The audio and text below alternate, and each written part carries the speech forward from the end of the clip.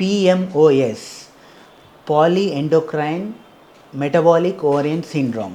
ఇంతకుముందు దీన్ని పీసీఓడి అనేవారు, ఇప్పుడు దీన్ని పేరు చేంజ్ చేసి పిఎంఓఎస్ అంటారు. సో ప్రజెంటు ప్రతి 5గురిలో 3 అమ్మాయిలు సైలెంట్గా దీని గురించి సఫర్ అవుతున్నారు.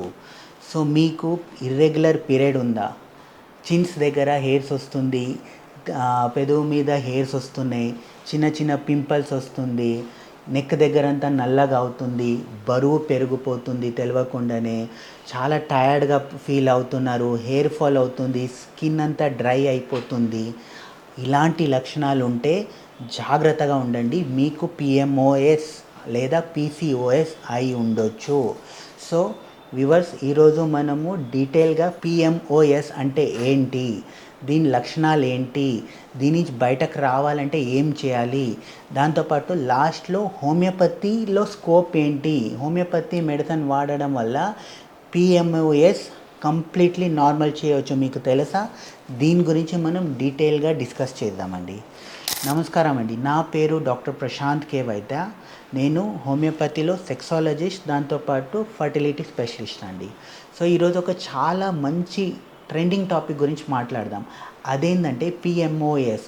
ఇంతకుముందు అందరూ పీసీఓఎస్ ఆర్ పీసీఓడి అనేది. సో అలాగే దాన్ని నేమ్ చేంజ్ చేసి పిఎంఓఎస్ అన్నారు.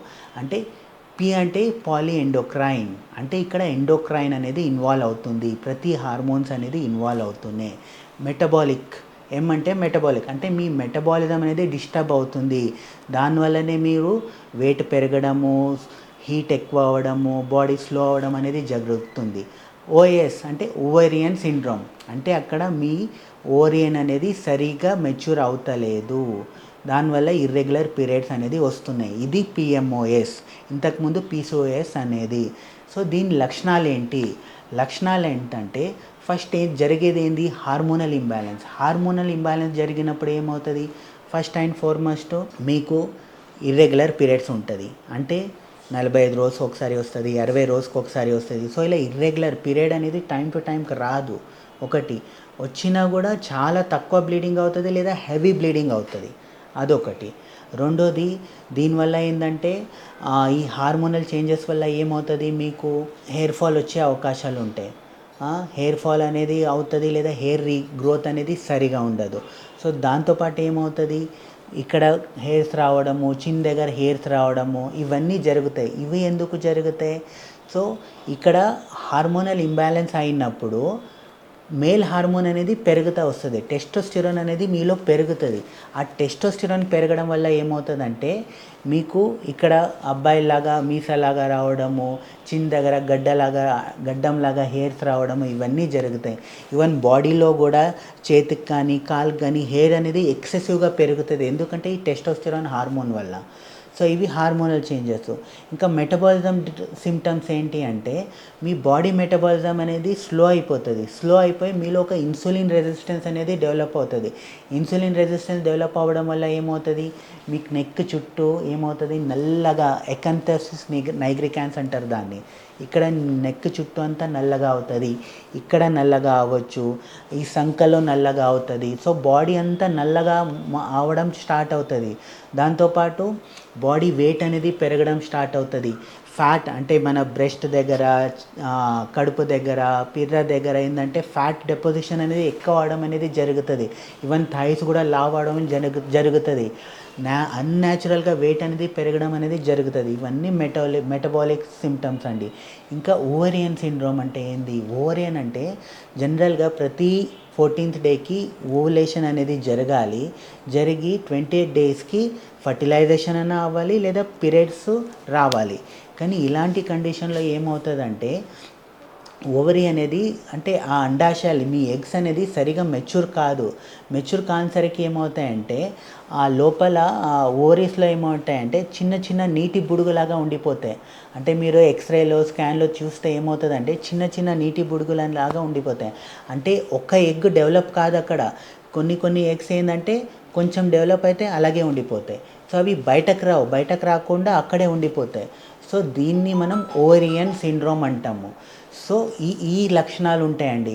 ఇంకా దీనికి దీనివల్ల కాంప్లికేషన్స్ ఏందంటే దీన్ని ఇలాగే వదిలేస్తే ఎలాంటి కాంప్లికేషన్ జరుగుతాయంటే చాలామంది ఈ మధ్య ఇన్ఫర్టిలిటీతో సఫర్ అవుతున్నారు. ఆ ఇన్ఫర్టిలిటీకి one of the main reason PMOS అండి. దాంతోపాటు ఈ హార్మోనల్ ఇంబ్యాలెన్స్ జరగడం వల్ల ఏమవుతుందంటే మీలో కోపము, చికాకు, మూడ్ స్వింగ్స్ ఇలాంటి లక్షణాలన్నీ కనిపిస్తాయండి. ఇంకా పెద్ద కాంప్లికేషన్ ఏంటంటే దీనివల్ల మీకు డయాబెటీస్ వచ్చే అవకాశాలు ఉంటాయి, హైపర్ టెన్షన్ వచ్చే అవకాశాలు ఉంటాయి, థైరాయిడ్ వచ్చే అవకాశాలు ఉంటాయండి. ఇంకా హోమియోపతి స్కోప్ ఏంటంటే జనరల్గా హోమియోపతి ట్రీట్మెంట్ ఎలా ఉంటుందంటే మొత్తం కాన్స్టిట్యూషనల్ ట్రీట్మెంట్ అంటాం. అంటే మీ బాడీ సిస్టమ్ అవన్నీ తెలుసుకొని దాన్ని బట్టి మనం ట్రీట్మెంట్ అనేది ఇస్తుంటాము.